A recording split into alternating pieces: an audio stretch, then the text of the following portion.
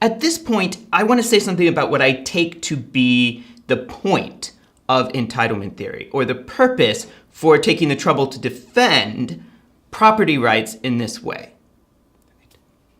Now, on my view, a lot of people are concerned to support entitlement theory for the following reason. They want to have a justification of property that's not dependent on some set of sociological and economic claims. That is, they want to have some way to say that in certain cases, the government can't take people's property just because doing so would in some way promote the common good, or more to the point, what the government believes to be in the common good. Now, we could put that either on an individual level or a collective level. Right? So on an individual level, you have a homeowner, right? And the government wants to tear down their home to give it to a private developer because it will increase tax revenue. Okay. So in one sense, some entitlement theorists want to be able to say, now, wait a minute, it might be the case that it does increase tax revenue, but there's some right to control of property that's not dependent on that kind of calculation. So you shouldn't have to be able to prove that they're wrong about the benefits of increased tax revenue in order to justify keeping your home. Now, some people want to back up and say, we want to talk about that in terms of rules as well. So when we look at the rules for eminent domain, right, we don't want it to be totally based on economic calculations.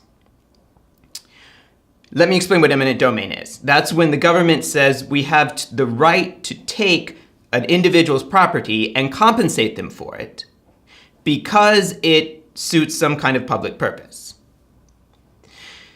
Now, some people would say, okay, well, if we're deciding the rules of eminent domain, we decide it on some general criteria of justice, something like pattern theory.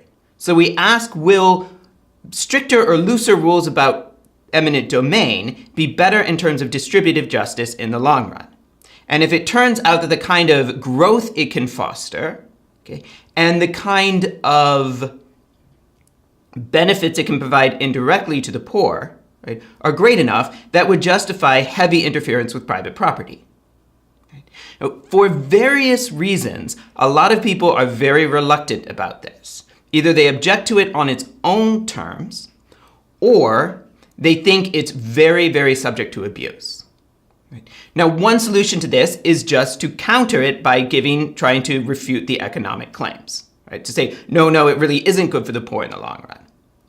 But some people think that either that's not the only reason, or that's not enough, or simply they think we're going to mess up so much, right? And people are going to be so self-serving and mistaken in their assumptions, right, that people aren't going to listen to rational economic arguments. So we've got to bolster it with some kind of more rights-based approach.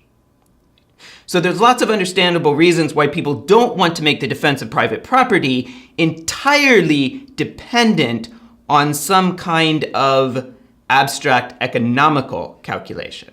So they turn to a more rights-based approach like entitlement theory. I should say I'm not necessarily associating this with John Locke. Okay, I'm not making any particular claim about John Locke's motivations. But I want to show you why, for many people, it's important, right, to be able to defend something like entitlement theory rather than depending on some kind of claim about the consequences of various approaches to property rights.